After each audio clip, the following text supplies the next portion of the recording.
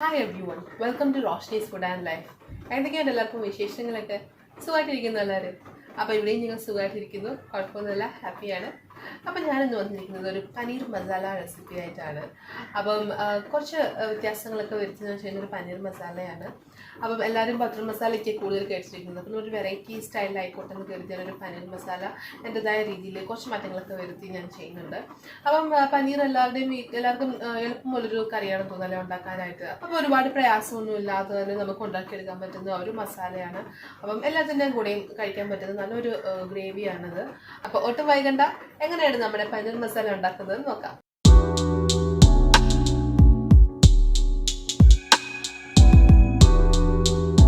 അപ്പൊ നമ്മുടെ പനീർ മസാല ഉണ്ടാക്കാനായിട്ടുള്ള ഇൻഗ്രീഡിയൻസ് ഒക്കെ ഞാനിവിടെ സെറ്റ് ആക്കിയിട്ടുണ്ട്. അത് നമുക്ക് എന്തൊക്കെയാണെന്ന് നോക്കാം. അപ്പൊ ഞാനിവിടെ പനീർ എടുത്തിട്ടുണ്ട്. പനീർ എന്ന് പറയുമ്പോൾ ഞാനിവിടെ 200 ഗ്രാം പനീറാണ് എടുത്തിരിക്കുന്നത്. അപ്പൊ നമ്മുടെ പനീർ മസാലയ്ക്കുള്ള ഇൻഗ്രീഡിയൻസ് എന്ന് പറയുമ്പോൾ ഞാനിവിടെ നമ്മുടെ സവാള എടുത്തിട്ടുണ്ട്. അപ്പം അത്യാവശ്യം വലുപ്പമുള്ള 2 സവാള ഞാനിപ്പം അരിഞ്ഞെടുത്തിട്ടുണ്ട്. അപ്പം നീളത്തിലാണ് അരിഞ്ഞത്. അതുപോലെ തക്കാളി, ഒരു വലുപ്പമുള്ള തക്കാളിയാണ് എടുത്തത്. പിന്നെ മസാലകൾ എന്ന് പറയുമ്പോൾ ഞാൻ ഗരം മസാല ചേർക്കുന്നില്ല, അതിന് പകരം നമ്മുടെ മസാലകൾ ഡയറക്റ്റ് ചേർക്കുവാണ്. അതായത് ഞാൻ പെരിഞ്ചീരകം എടുത്തിട്ടുണ്ട്, ഒരു 1/2 ടീസ്പൂൺ പെരിഞ്ചീരകം, അതുപോലെ തന്നെ ഒരു ചെറിയ കഷ്ണം പട്ട, 4 ഗ്രാമ്പു, അതുപോലെ ഒരു 3 ഏലക്ക എടുത്തിട്ടുണ്ട്. പിന്നെ നമ്മുടെ ബേ ലീവ്സും എടുത്തിട്ടുണ്ട്. ബേ ലീവ്സ് എന്ന് പറയുമ്പോൾ നമ്മുടെ കറുവയില അല്ലെങ്കിൽ നമ്മുടെ വയണയില ഉണക്കിയതാണ് നമ്മുടെ ബേ ലീവ്സ് എന്ന് പറയുന്നത്. അപ്പൊ അത് ഞാൻ ഒരെണ്ണം എടുത്തിട്ടുണ്ട്. പിന്നെ ഒരു മീഡിയം സൈസ് വലുപ്പമുള്ള ഇഞ്ചി, അതുപോലെ തന്നെ ഒരു 6-7 അല്ലി വെളുത്തുള്ളി. പിന്നെ നമ്മുടെ കാഷ്യൂ നട്ട് എടുത്തിട്ടുണ്ട് കേട്ടോ. കാഷ്യൂ നട്ട് ഇപ്പം എരിവുള്ളവർക്ക് അത് ആഡ് ചെയ്യണം നിർബന്ധമില്ല, പക്ഷെ അത് പ്രത്യേക ടേസ്റ്റ് തരും നമ്മുടെ കറിക്ക്. അപ്പൊ കാഷ്യൂ നട്ട് ഞാൻ അരച്ച് ചേർക്കുന്നുണ്ട്. അതുപോലെ തന്നെ നമ്മുടെ മുളക് പൊടിയും മല്ലിപ്പൊടിയും മഞ്ഞൾപ്പൊടിയും പിന്നെ ഉപ്പും ചേർക്കുന്നുണ്ട്. പിന്നെ എണ്ണ എന്ന് പറയുമ്പോൾ ഞാനിവിടെ സൺഫ്ലവർ ഓയിലാണ് യൂസ് ചെയ്യുന്നത്. അപ്പൊ ഇത്രയും ഇൻഗ്രീഡിയൻസ് വെച്ചിട്ടാണ് നമ്മൾ ഇന്ന് പനീർ മസാല റെഡിയാക്കി എടുക്കാൻ പോകുന്നത്. എങ്ങനെയാണെന്ന് നമുക്ക് നോക്കാം. അപ്പൊ കാഷ്യൂ നട്ടിനെ നമുക്കൊന്ന് സോക്ക് ചെയ്തെടുക്കാം. ഞാൻ ചൂടുവെള്ളത്തിലാണ് കേട്ടോ സോക്ക് ചെയ്യുന്നത്. അപ്പൊ നമുക്ക് വേഗം കുതിർന്ന് കിട്ടും. ഞാൻ കുറച്ച് ചൂടുവെള്ളം ഒഴിക്കുന്നുണ്ട്. അപ്പൊ നമ്മുടെ പനീർ മസാല റെഡിയാക്കി എടുക്കാനായിട്ട് ഞാൻ ഒരു പാൻ ഗ്യാസ് സ്റ്റൗവിൽ വെച്ചിട്ടുണ്ട്. അപ്പൊ നമ്മുടെ പാൻ ഒന്ന് ചൂടാവട്ടെ, നമുക്ക് അതിലേക്ക് ഓയിൽ ആഡ് ചെയ്ത് കൊടുക്കാം. അപ്പൊ നമ്മുടെ പാൻ നന്നായിട്ട് ചൂടായിട്ടുണ്ട്. നമുക്ക് അതിലേക്ക് ഓയിൽ ആഡ് ചെയ്ത് കൊടുക്കാം. ഞാനിവിടെ ഒരു 1.5 ടേബിൾ സ്പൂൺ നമ്മുടെ ഓയിൽ ആഡ് ചെയ്തിട്ടുണ്ട്. അത് നമ്മുടെ സൺഫ്ലവർ ഓയിലാണ് കേട്ടോ ഒഴിച്ചത്. നമ്മുടെ ഓയിൽ ഒന്ന് ചൂടായിട്ടുണ്ട്. അതിലേക്ക് നമ്മുടെ മസാലകൾ ചേർത്ത് കൊടുക്കാം. ഇനി ഇതിലേക്ക് നമ്മുടെ ബേ ലീവ്സ് കൂടെ ആഡ് ചെയ്ത് കൊടുക്കാം. നമ്മുടെ മസാലയുടെ ഒക്കെ ഒരു ചെറിയ മണം ഇങ്ങനെ നമുക്ക് വരാൻ തുടങ്ങും. അതിന്റെ ഫ്ലേവർ ഒക്കെ ഒന്ന് ഇറങ്ങിയിട്ടൊരു മണം വരുന്നത് തുടങ്ങും. ആ സമയമാകുമ്പോൾ നമുക്ക് നമ്മുടെ ഉള്ളി ചേർത്ത് കൊടുക്കാം, നമ്മുടെ സവാള ചേർത്ത് കൊടുക്കാം. ഇനി ഇതിലേക്ക് നമ്മൾ എടുത്തു വെച്ചിരിക്കുന്ന നമ്മുടെ ഇഞ്ചി വെളുത്തുള്ളിയും കൂടെ ആഡ് ചെയ്ത് കൊടുക്കാം. അപ്പൊ നമ്മുടെ മസാലയുടെ കണക്കൊക്കെ ഞാൻ ഡീറ്റെയിൽ ആയിട്ട് ഡിസ്ക്രിപ്ഷൻ ബോക്സിൽ കൊടുത്തിട്ടുണ്ട് കേട്ടോ. അപ്പം നിങ്ങൾ ചെയ്യുമ്പോൾ അത് നോക്കി ചെയ്താൽ മതി. അപ്പൊ കറക്റ്റ് ആയിട്ട് ഞാൻ കൊടുത്തിട്ടുണ്ടാവും. അപ്പൊ നമ്മുടെ ഉള്ളിയൊക്കെ നന്നായിട്ട് വഴന്നു വരുന്നുണ്ട്.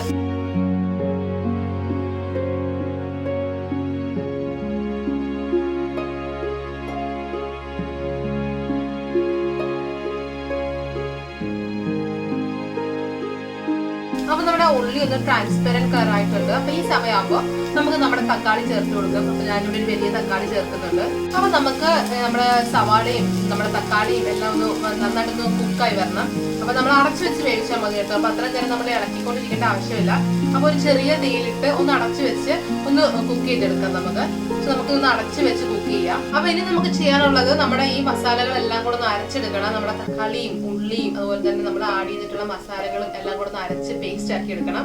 നമുക്ക് ഫ്ലെയിം ഓഫ് ചെയ്യാം. ഇനി നമ്മുടെ മസാല ഞാനിവിടെ അരച്ചെടുത്തിട്ടുണ്ട്. നമ്മുടെ ഉള്ളിയും തക്കാളിയും മസാലകളും എല്ലാം കൂടെ ചേർത്ത് അരച്ചെടുത്തിട്ടുണ്ട്. നല്ല സ്മൂത്ത് ആയിട്ട് വന്നിട്ടുണ്ട്. അതുപോലെ തന്നെ ഞാൻ കുതിർത്ത് വെച്ചിരുന്ന കാഷ്യൂ നട്ടും അരച്ചെടുത്തിട്ടുണ്ട്. അപ്പം രണ്ടും സെറ്റ് ആക്കിയിട്ടുണ്ട്. അപ്പൊ ഇനി നമുക്ക് ഇതെല്ലാം കൂടെ മിക്സ് ചെയ്ത് നമ്മുടെ പനീറോട് ഒന്ന് റെഡിയാക്കി എടുക്കണം. അപ്പൊ നമുക്കിനി ആ പ്രൊസീജിയറിലേക്ക് കിടക്കാം. അപ്പൊ നമ്മുടെ പനീറും നമ്മുടെ മസാല എല്ലാം കൂടെ ഒന്ന് മിക്സ് ചെയ്ത് നന്നായിട്ട് എടുക്കാനായിട്ട് വീണ്ടും ഞാനൊരു പാൻ ഗ്യാസ് സ്റ്റൗവിൽ വെച്ചിട്ടുണ്ട്. അപ്പൊ നമുക്ക് പാൻ ചൂടായിട്ടുണ്ട് കേട്ടോ. അപ്പൊ അതിലേക്ക് നമുക്ക് എണ്ണ ഒഴിച്ചു കൊടുക്കാം. അപ്പൊ നമ്മുടെ എണ്ണ ഒന്ന് ചെറുതായിട്ട് ചൂടായിട്ടുണ്ട്. അപ്പൊ ഇതിലേക്ക് നമുക്ക് നമ്മുടെ പൊടികളൊക്കെ ചേർത്ത് കൊടുക്കാം. അപ്പൊ ആദ്യം തന്നെ നമുക്ക് മഞ്ഞൾപ്പൊടി ചേർത്ത് കൊടുക്കാം. പിന്നെ നമുക്ക് ഇതിലേക്ക് നമ്മുടെ മല്ലിപ്പൊടി ചേർത്ത് കൊടുക്കാം. അപ്പൊ ഞാനിവിടെ 1 ടേബിൾ സ്പൂൺ മല്ലിപ്പൊടി ചേർത്ത് കൊടുക്കുകയാണ്. അതുപോലെ തന്നെ നമുക്ക് മുളക് പൊടി കൂടെ ചേർത്ത് കൊടുക്കാം. അപ്പൊ ഞാനിവിടെ 1.5 ടേബിൾ സ്പൂൺ മുളക് പൊടി ചേർത്ത് കൊടുക്കുന്നുണ്ട്.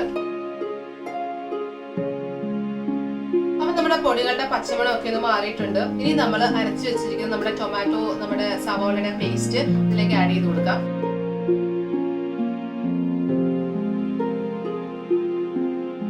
ഇനി നമുക്ക് ഇതിലേക്ക് കുറച്ച് ചൂടുവെള്ളം ഒഴിച്ചു കൊടുക്കാം.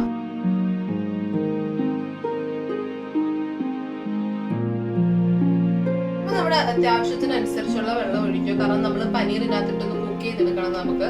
അതിനനുസരിച്ചുള്ള വെള്ളം നമ്മൾ ചേർക്കണം. അതുപോലെ ഇതുവരെ നമ്മൾ ഉപ്പ് ചേർത്തിട്ടില്ല, ഉപ്പൂടെ ചേർക്കാനുണ്ട് നമുക്ക്. അപ്പൊ ഞാൻ ആവശ്യത്തിന് ഉപ്പ് ചേർത്ത് കൊടുത്തിട്ടുണ്ട്, വെള്ളവും ചേർത്തിട്ടുണ്ട്. അപ്പൊ ഇനി നമുക്ക് ചേർക്കാനുള്ളത് നമ്മുടെ പനീറാണ്. അപ്പൊ നമ്മുടെ ഗ്രേവി നന്നായിട്ടൊന്ന് തിളച്ച് വരുമ്പോൾ നമുക്ക് നമ്മുടെ പനീർ ചേർത്ത് കൊടുക്കാം. അപ്പൊ വെള്ളം അത്യാവശ്യത്തിന് 1 കപ്പ് വെള്ളം ഒഴിക്കാൻ നമുക്ക്. നന്നായിട്ട് കുറുകി വരും. അത് മാത്രമല്ല നമ്മള് കാഷ്യൂ നട്ട് പേസ്റ്റ് നമ്മൾ സ്മൂത്ത് ആയിട്ട് അരച്ചു വെച്ചിട്ടില്ലേ, അപ്പൊ അതുകൂടെ നമ്മൾ ചേർക്കുന്നുണ്ട്. അതുകൊണ്ട് വെള്ളം ആവശ്യത്തിന് ഒഴിക്കാം. അപ്പൊ നമ്മുടെ ഗ്രേവി തിളച്ച് വന്നിട്ടുണ്ട്. നമുക്ക് പനീറിന്റെ ക്യൂബ്സ് ഇതിലേക്ക് ആഡ് ചെയ്ത് കൊടുക്കാം.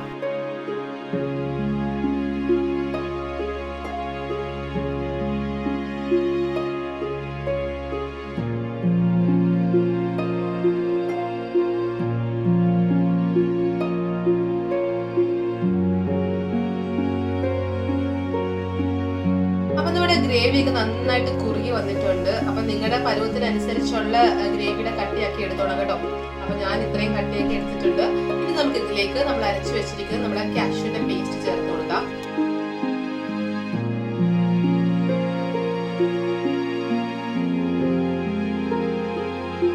നമ്മുടെ പനീർ മസാല റെഡി ആയിരിക്കുകയാണ്. നമുക്ക് ഇതൊരു സെർവിംഗ് പ്ലേറ്റിലോട്ട് മാറ്റാം. അപ്പൊ നമ്മുടെ പനീർ മസാല, ടേസ്റ്റി ആയിട്ടുള്ള നമ്മുടെ പനീർ മസാല റെഡി ആയിട്ടുണ്ട്. അപ്പം ശരിക്കും നമുക്ക് റെസ്റ്റോറന്റിൽ കഴിക്കുന്ന അതേ ഒരു ഫീൽ നമുക്ക് കിട്ടും. അപ്പൊ നമ്മൾ അതേ ഒരു ടേസ്റ്റ് ആണ് നമുക്ക് കിട്ടുന്നത്. ചപ്പാത്തിയുടെയും നാനിന്റെയും ഫ്രൈഡ് റൈസിന്റെയും കൂടെ ചോറിന്റെ കൂടെ വരെ നമുക്ക് കഴിക്കാൻ പറ്റിയ നല്ല അടിപൊളി ഒരു റെസിപ്പിയാണ്. അപ്പൊ നമ്മുടെ വീട്ടിലുള്ള സാധനങ്ങൾ മാത്രമല്ലേ നമുക്കുള്ളൂ. അപ്പം ആ മസാലയൊക്കെ ഇട്ട് ഒന്ന് ചേർത്ത് കഴിഞ്ഞു കഴിഞ്ഞാൽ നമ്മുടെ പനീർ നല്ല കിടിലനായിട്ട് നമുക്ക് കിട്ടും. അപ്പൊ എല്ലാവരും ട്രൈ ചെയ്ത് നോക്കണം. നീ പനീർ മസാല ട്രൈ ചെയ്തിട്ട് നിങ്ങളുടെ അഭിപ്രായങ്ങളൊക്കെ കമന്റ് ബോക്സിൽ ഇടണം. വീഡിയോ ഇഷ്ടമായി കഴിഞ്ഞാൽ ലൈക്ക് ചെയ്യണം. എല്ലാവർക്കും ഒന്ന് ഷെയർ ചെയ്ത് കൊടുത്തേക്കണേ. ആദ്യമായിട്ട് നമ്മുടെ ചാനലും വീഡിയോസ് ഒക്കെ കാണുന്നവരുണ്ടെങ്കിൽ ഒന്ന് സബ്സ്ക്രൈബ് ചെയ്യാൻ മറക്കല്ലേ. അപ്പൊ അടുത്തൊരു അടിപൊളി റെസിപ്പി ആയിട്ട് ഞാൻ വീണ്ടും വരാം. അതുവരെ ബൈ, ടേക്ക് കെയർ. രുചിയുടെ വർണ്ണങ്ങൾ നിങ്ങളുടെ മനസ്സ് നിറയ്ക്കട്ടെ. സ്നേഹത്തോടെ റോഷ്നീസ് ഫുഡ് ആൻഡ് ലൈഫ്.